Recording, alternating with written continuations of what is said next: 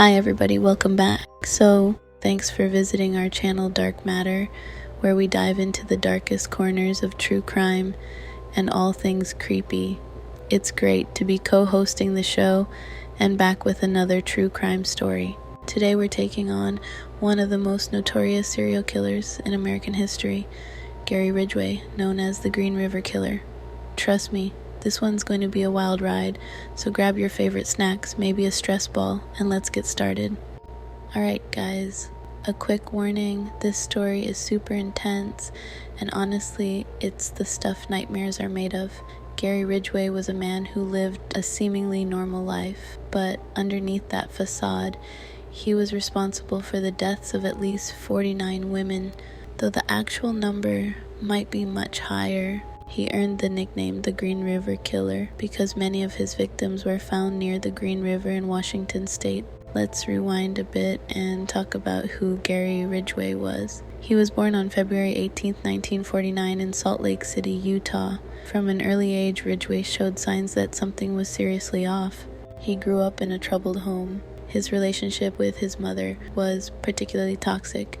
She was overbearing, controlling, and he reportedly had a lot of anger towards her, which later turned into a deep-seated hatred for women.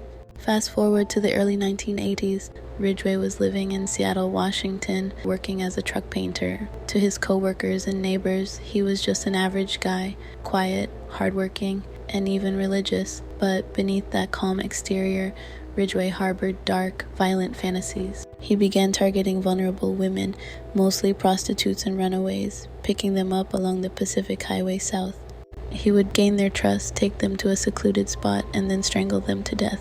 And as if that wasn't horrifying enough, he would sometimes return to the bodies later to commit more unspeakable acts. What's really disturbing is how long Ridgway managed to get away with these crimes. He was living a double life. Married, holding down a steady job, and going to church. All the while, he was out there taking the lives of innocent women. His first known victim was discovered in July 1982, when two boys playing near the Green River found the body of a young woman. This discovery led to a massive investigation, but Ridgway was smart. He knew how to cover his tracks, and he kept killing for years. The investigation into the Green River Killer was one of the largest and most complex in U.S. history. The police had DNA evidence, but in the 1980s, DNA technology wasn't what it is today. They had multiple suspects, including Ridgway, who was questioned several times, but each time he managed to slip through the cracks. It wasn't until 2001, yes, nearly 20 years later, that a breakthrough came. Thanks to advancements in DNA testing, the evidence from the 1980s was re-examined, and it finally pointed directly to Ridgway. Can you imagine? For almost 2 decades, Ridgway was living freely, while the families of his victims were left in the dark. But in 2001, his luck ran out. Ridgway was arrested, and in a plea deal to avoid the death penalty, he confessed to 48 murders. Though he hinted that the actual number could be even higher, he provided chilling details about how he lured, killed, and disposed of his victims, leading investigators to more remains. In 2003, Ridgway was sentenced to life in prison without the possibility of parole. He's currently serving his sentence at the Washington State Penitentiary. During his sentencing, the courtroom was packed with the families of his victims, many of whom finally had the chance to confront the man who had caused them so much pain.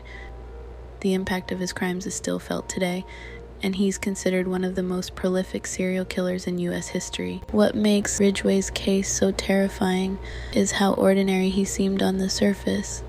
It's a chilling reminder that sometimes the most dangerous people are the ones who blend in the best. It's also a stark reminder of how vulnerable people in society can become easy targets for predators like Ridgway. Alright guys, that was a heavy one, but I hope you found it as fascinating as I did. True crime stories like these are difficult, but they're important to tell because they give a voice to the victims and remind us to stay vigilant. If you like this video, please give it a thumbs up, subscribe to Dark Matter, and hit that bell icon so you never miss an update. And as always, I'd love to hear your thoughts in the comments. What do you think of the Green River Killer case, and what other stories should I cover next? Until next time, stay safe, stay curious, and keep shining a light on the dark corners of the world. Bye for now.